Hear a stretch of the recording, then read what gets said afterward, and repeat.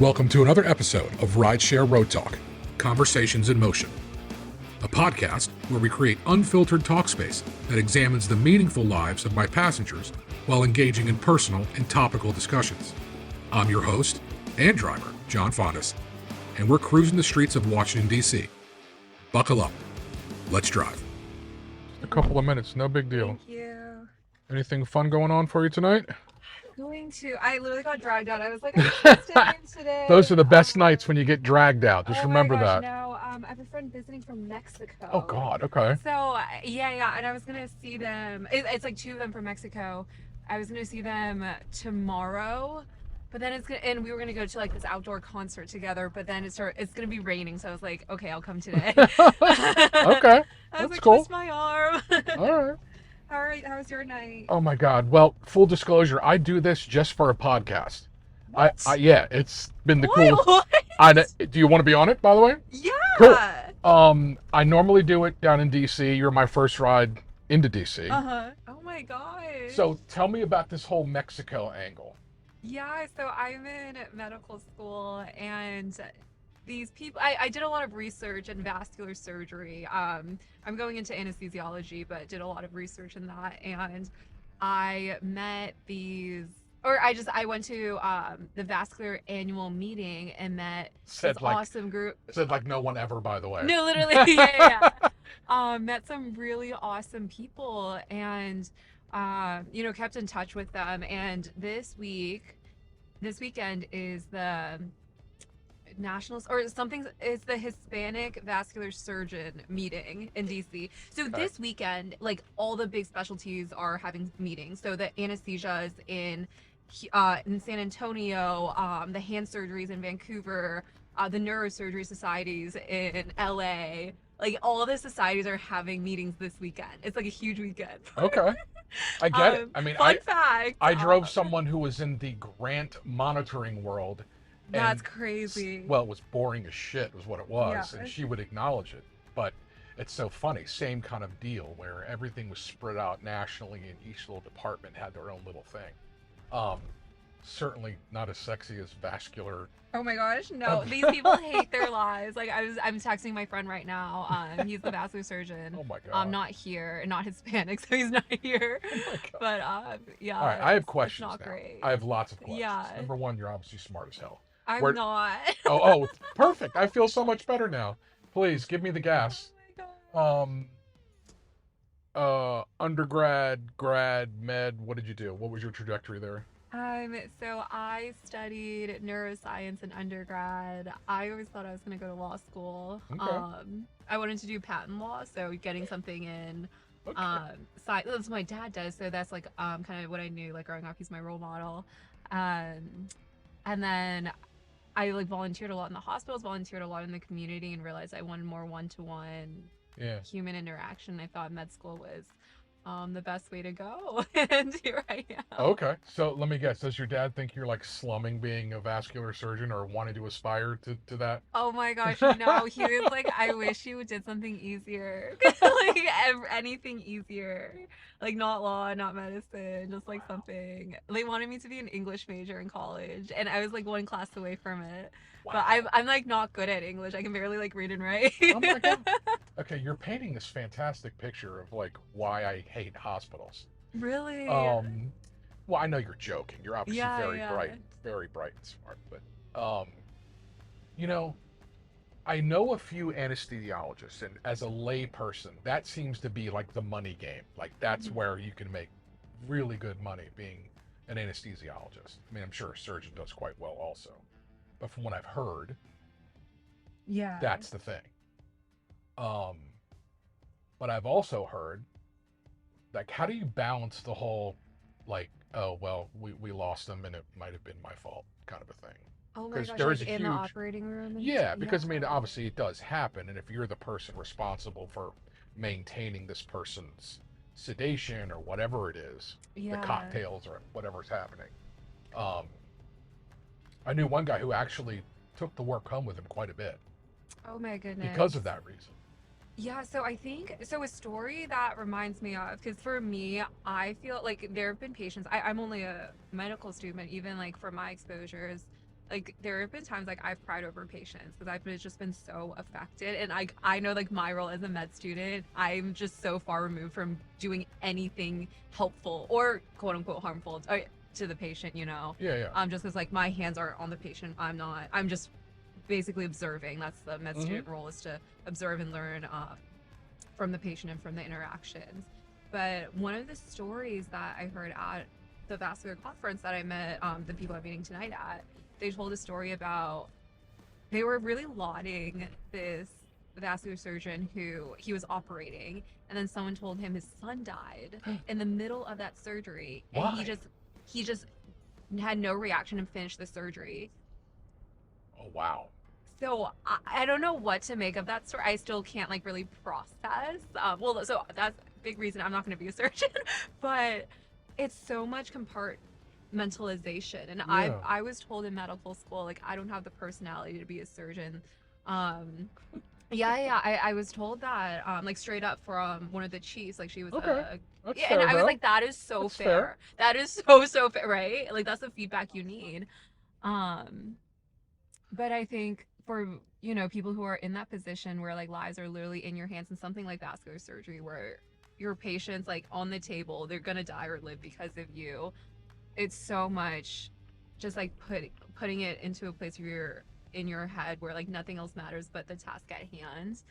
I think they're really good at doing that, but for me, I don't. Well, Yeah. there has to be a certain component, almost like a civil servant, like a police officer or a firefighter, where you have to have a download mechanism, or even like a therapist, you can't hold on to that trauma Yeah.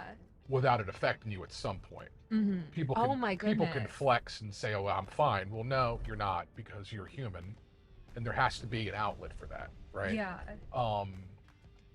I experienced that in my other career. Oh my And goodness. so through exposure, I mean, just calamities, earthquakes, hurricanes, 9/11, you know, murder scenes, the whole thing. It does pile up and it does affect you. It makes you a little numb. And I would always kind of trick myself. You know, I look at the world through a black and white viewfinder, or at least I Yeah. used to. And that used to be my shield. Because if you really kind of take a step back and look at the world around us, which is kind of like a filmmaking beat sheet kind of a term, Yeah. it sets up the stage for your story.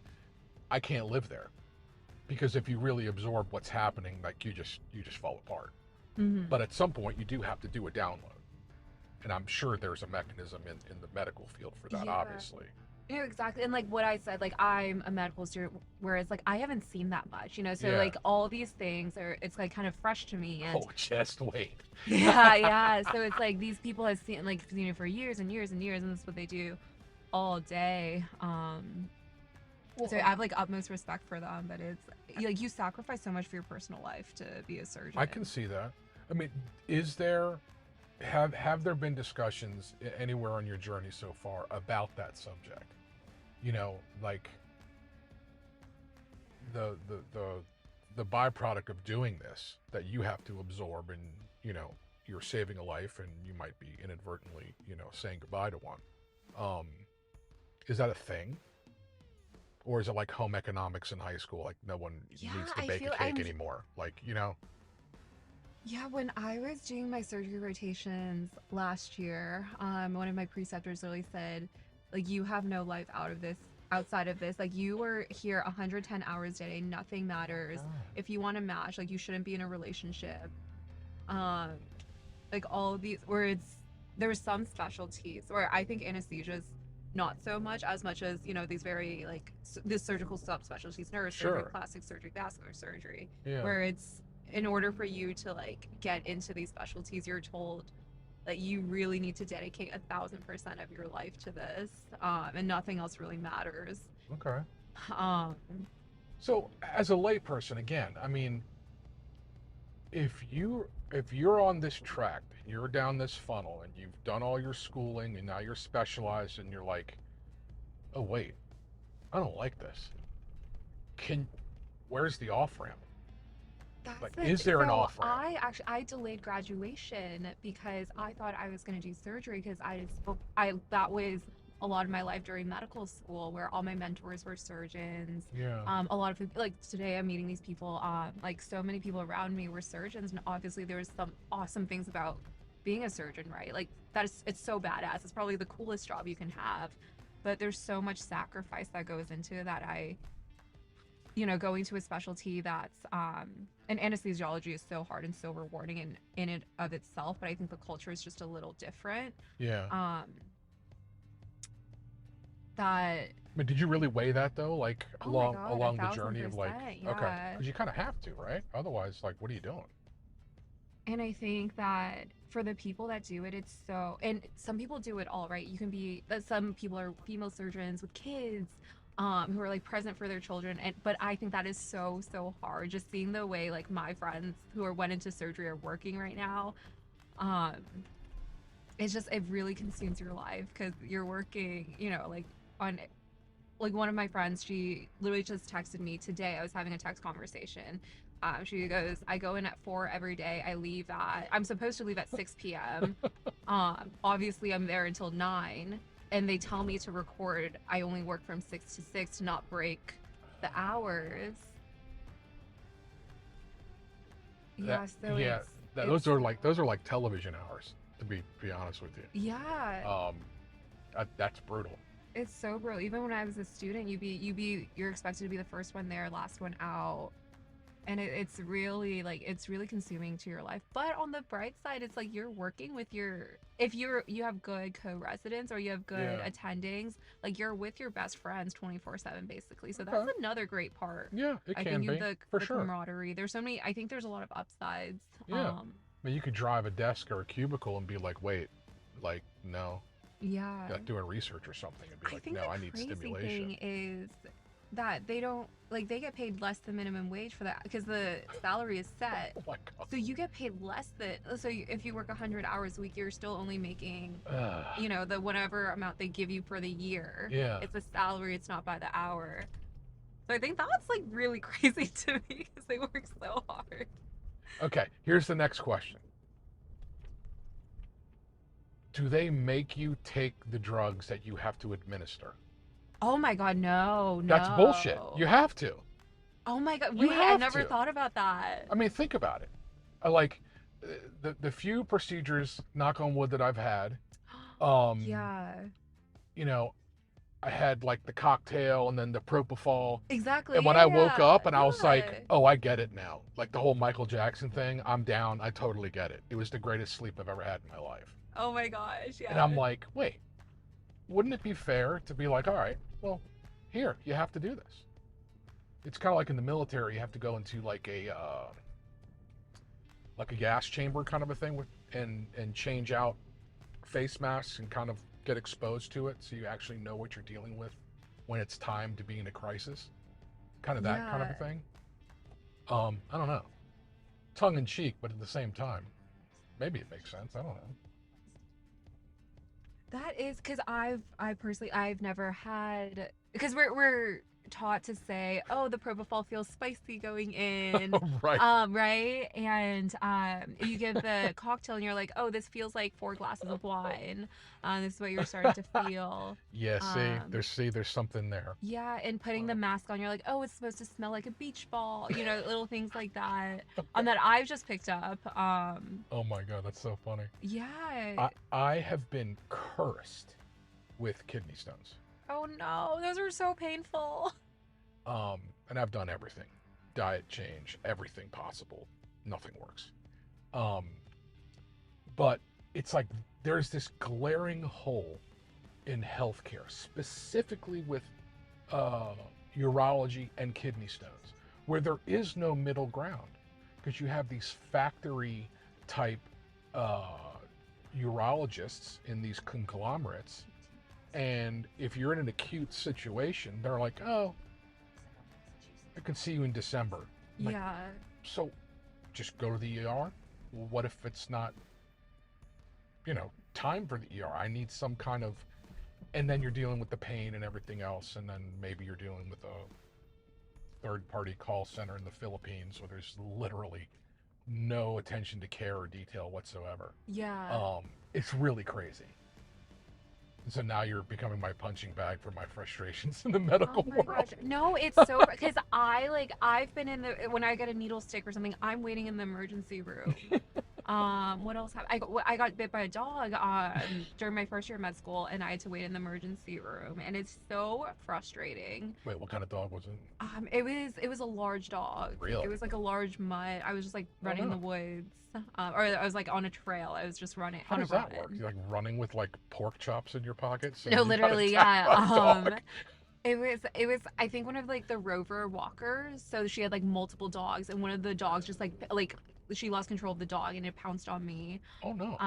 Yeah, it doesn't matter, but just like that experience is crazy, and just like being and I did like emergency medicine rotations, and you hear so much frustration from your patients because they're like waiting so long, and it's expensive. I'm sure every time you have a kidney stone, it's like a huge bill. Well, I mean, Um, it's not, but it is to somebody, which is yeah. indicative of the larger problem of what's happening now in the world with health insurance and Oh everything else. gosh, yeah. Um, yeah, not a big fan of the urologist. And to Oh, my point, yeah. I don't think you should be a urologist until you actually have a kidney stone. Mm-hmm. And if you don't have one naturally, then you should have a procedure where someone puts one in you, because it's just not fair. Yeah, because I think It's a not huge fair. thing that I think like everybody what teaches you empathy, or everybody thinks that like a doctor, like one of the big components you should have is empathy, right? But I think a lot of these like really hardcore specialties, they kind of like beat it out of you because you're so like you're burdened with so much work. You're probably seeing like 10 people a day who are Right, quote unquote complaining about right, kidney stone symptoms, where to them they're like, okay, like it's right, not, they're not really empathizing right. No, with totally. And you. it becomes like kind of like supply chain versus healthcare, where Yeah, you're just checking yeah. boxes and moving people through your your supply chain and or your blockchain, and then off you go. Yeah. Yeah, And pretty maddening. it's so frustrating being on the other side, because when my grandma needed surgery, it was like the scariest moment. Like it was so scary to me.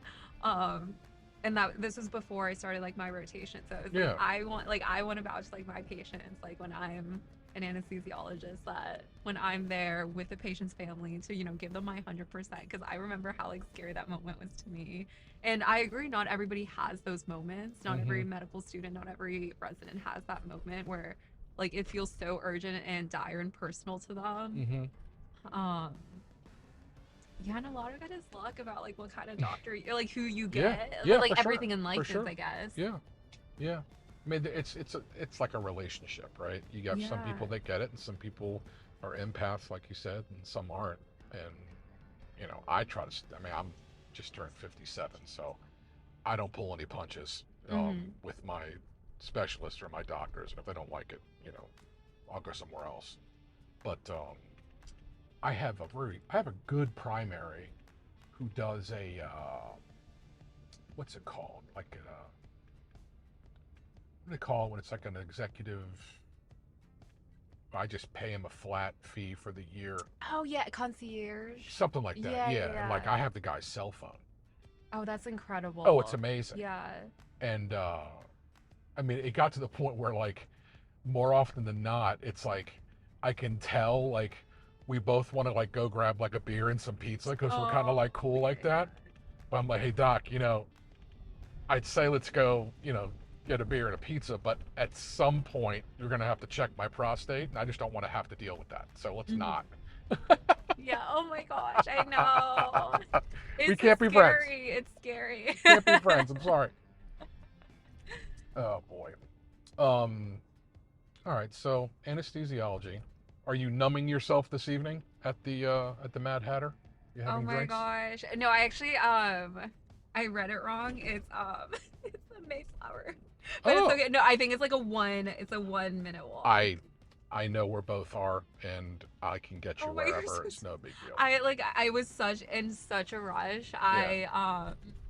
I literally was like Okay. debating on staying in, and then I was like, the thing started at 8, and I was like, oh my god, I'm gonna be Okay. late.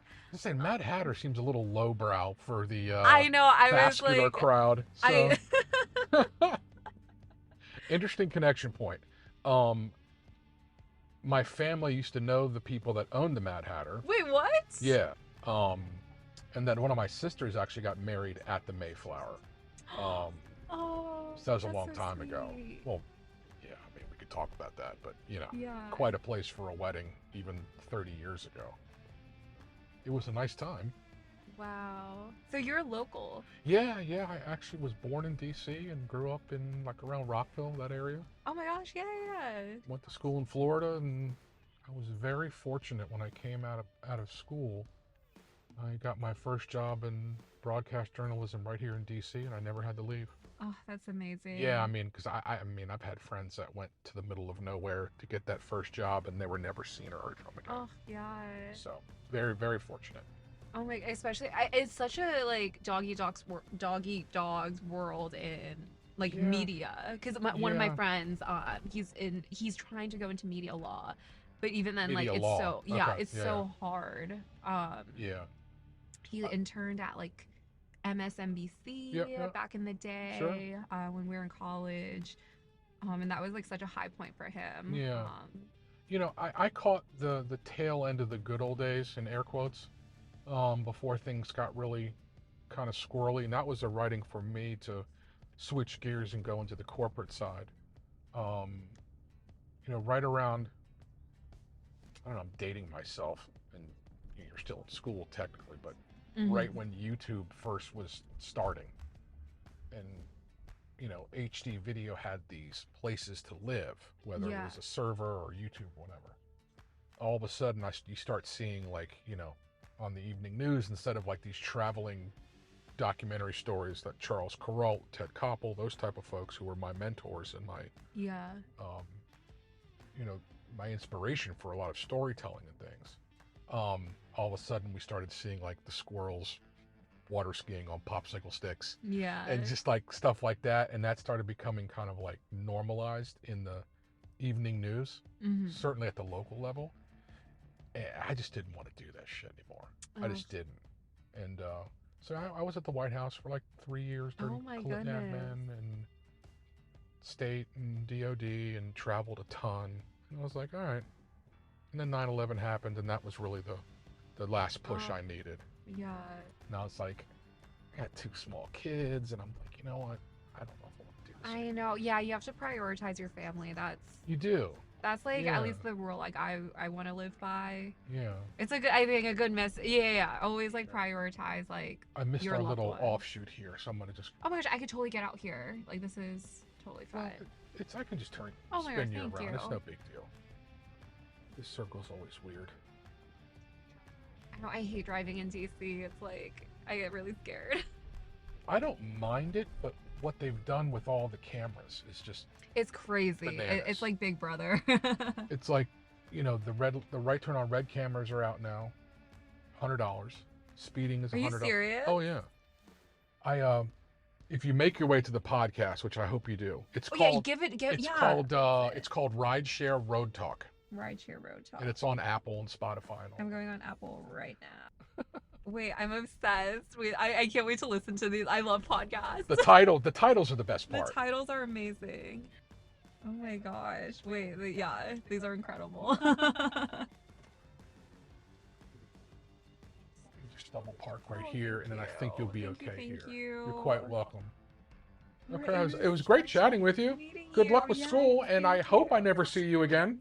No, If literally. you know what I mean. Thank you for listening to this episode of RideShare RoadTalk. If you've enjoyed what you've heard, we'd love for you to review the podcast on your favorite listening platform like Apple or Spotify. Your support helps us so much, and don't forget to reach out on Instagram with your feedback or topic suggestions. Until next time, let's drive.